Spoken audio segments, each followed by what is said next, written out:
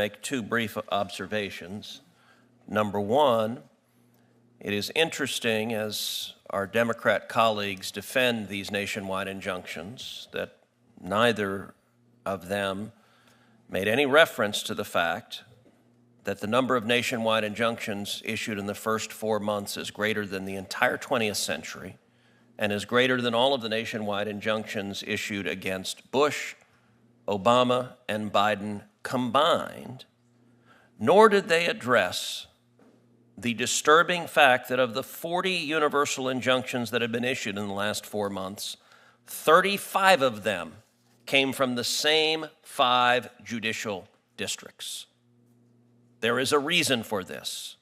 Blue state attorneys general and radical leftist groups are seeking out affirmatively radical judges who they know will impose their own policy preferences. If it were simply, as our Democrat colleagues said, judges following the law, then you wouldn't have to keep going to the same radical judges over and over and over again, because judges across the board should do that. But the litigants know exactly who the zealots are that are on the bench, and that's who they are seeking out. I will also point out that the discussion about the urgency of protecting the safety of judges, listen, I agree. We should protect the safety of every federal judge, but it is interesting because my Democrat colleagues were utterly silent during 4 years of the Biden administration when you had violent mobs outside the homes of Supreme Court justices unhappy with the Supreme Court's ruling in Dobbs, and the Biden Justice Department refused to enforce federal law and protect the justices. And my Democrat colleagues were perfectly happy with Supreme Court justices being threatened if they disliked the rulings that were coming from the Supreme Court justices. Unlike my colleagues, I believe we should protect judges regardless of whether I agree with them or not. We should protect their safety. And every time you hear a Democrat senator talk about protecting judges from acts of violence, you ought to ask them, why did they not have a word to say about the Biden Justice Department allowing mobs to threaten the families and children of Supreme Court justices night after night after night while Biden's Attorney General refused to follow the law? And with that, I'll recognize the ranking member of the full committee, Senator Durbin. Thank you, Senator Cruz. They asked Winston Churchill after World War II. Would you indulge me for a moment?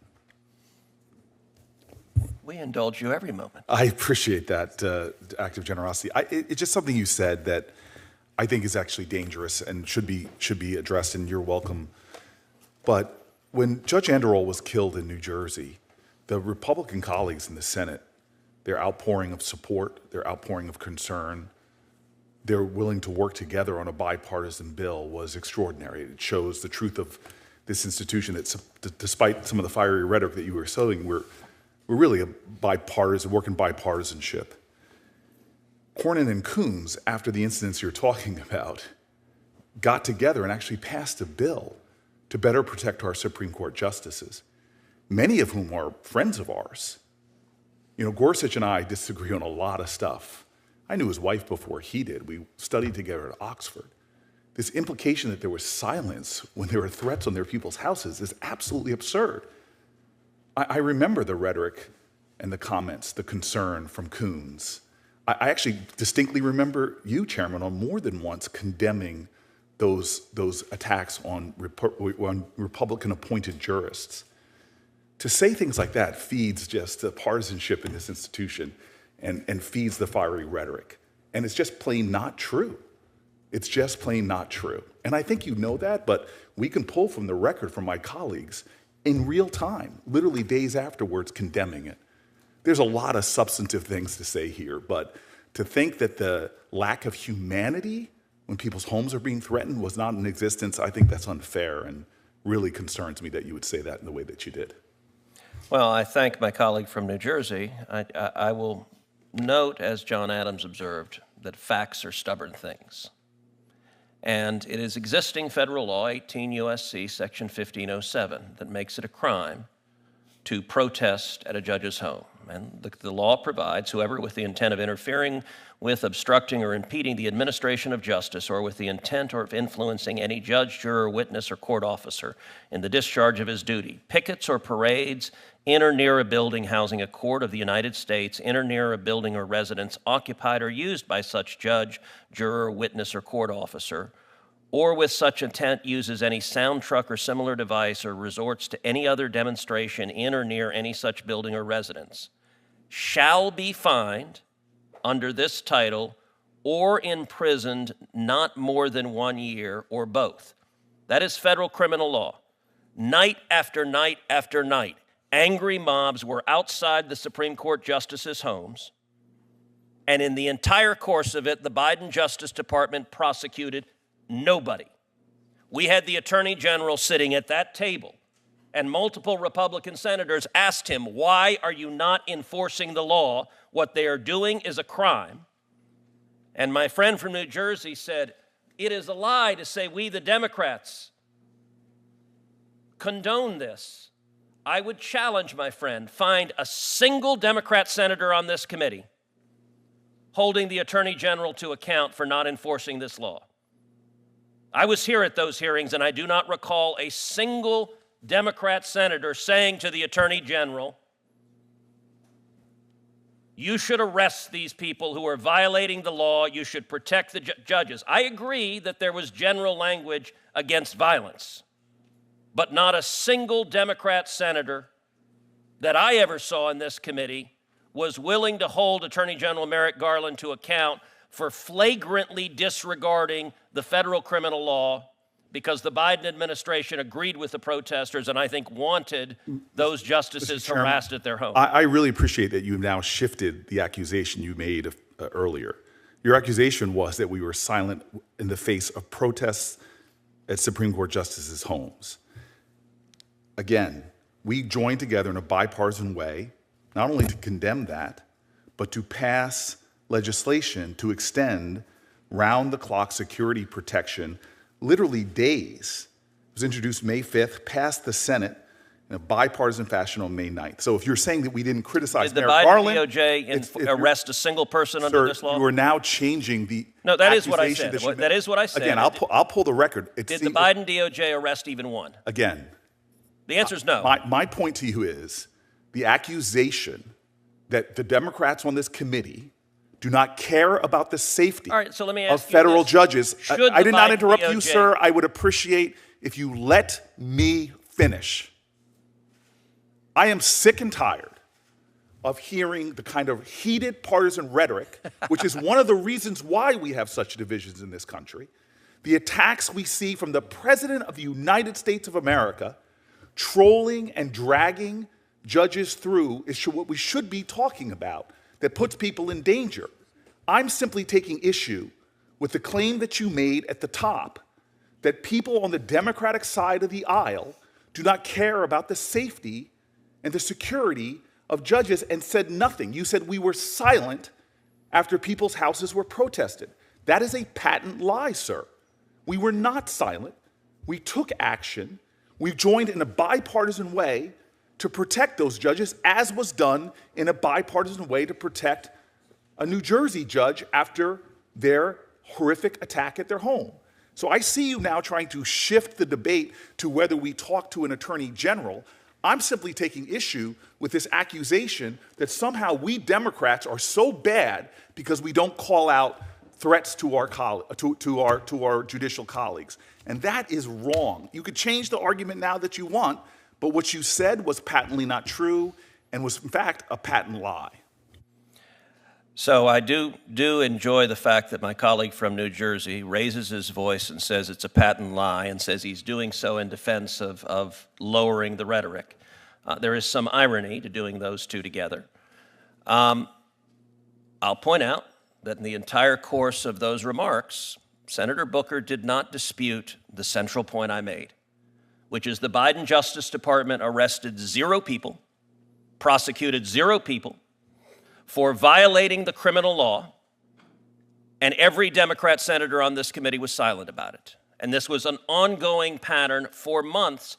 And I would note also that the senator from New Jersey clutched his pearls about language threatening judges, and yet I do not recall a single Democrat senator of this committee saying a word when Chuck Schumer went to the steps of the Supreme Court and threatened the safety of the Supreme Court justices by name, Gorsuch and Kavanaugh, and he said, "You have unleashed the whirlwind and you will pay the price."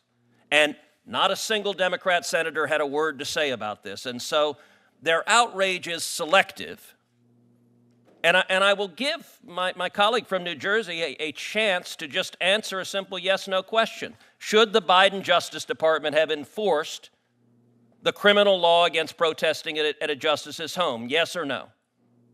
So the rank hypocrisy of Chuck Schumer apologizing the next day and you holding that standard for him and not for your president, who you actually rightfully described when you were running against him in a primary. I would love to run those tapes of how you perfectly talked about the danger of our president and his rhetoric. But now you are failing, in fact, blind to the very things you're accusing Chuck Schumer of. I don't think Donald Trump would know an apology if it hit him in the head. Never has said apologizing. So again, you are very, very, sir, very, very deep into the waters of hypocrisy in your criticisms of Chuck Schumer. So let the record reflect that Spartacus did not answer the question and did not tell us whether the criminal law should be enforced, because he knows the answer is yes, and he knows that the Biden Department of Justice was being wildly political and partisan in refusing to enforce the law because they disagreed with the Supreme Court justices' rulings. I have also, in addition to Senator Durbin, who's given his opening statement, I have a written opening statement from Chairman Grassley. Without objection, that written statement is entered into the record, and I will now briefly introduce our distinguished witnesses. We have three. What we just heard in that hearing was a direct, unfiltered indictment of the rising tide of hatred in this country and the refusal of certain leaders to confront it.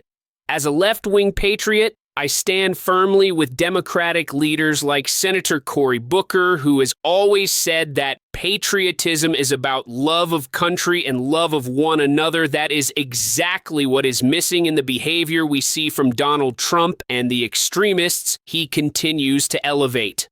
The speaker laid out undeniable facts. Hate is rising, threats are rising, and communities across America are living with fear because leaders who should be condemning extremism are instead excusing it, empowering it, or flat out embracing it.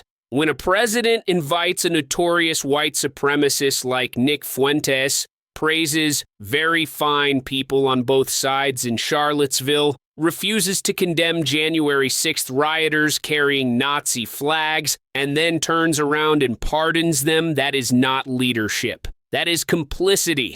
Cory Booker has said again and again that America must lead with moral clarity. There is nothing morally clear about redirecting the Department of Justice's civil rights attorneys away from protecting people from discrimination or appointing an unqualified 23-year-old to oversee counterterrorism partnerships simply because loyalty matters more than competence. That is reckless and dangerous. Hate does not stay in one corner. When a president allows it to thrive, it spreads everywhere, threatening synagogues, churches, mosques, and everyday Americans simply living their lives. And when Trump and Elon Musk amplify rhetoric that minimizes history, rehabilitates extremists, or encourages online hate groups, it creates real-world danger that communities have to pay for. This is why voices like Cory Booker's are essential. He believes we are stronger when we protect each other, when we confront injustice, and when we refuse to normalize hate. No matter who it comes from, that is real patriotism. That is real leadership. America cannot afford leaders who treat extremists like allies and treat civil rights like an inconvenience. We owe it to every American to call this out, reject hate in all forms, and demand higher standards from the people who claim to represent us. If you want more direct, honest political analysis from a patriotic Democratic perspective, make sure you subscribe to Crossline Politics. We will keep telling the truth no matter how loud the hate becomes.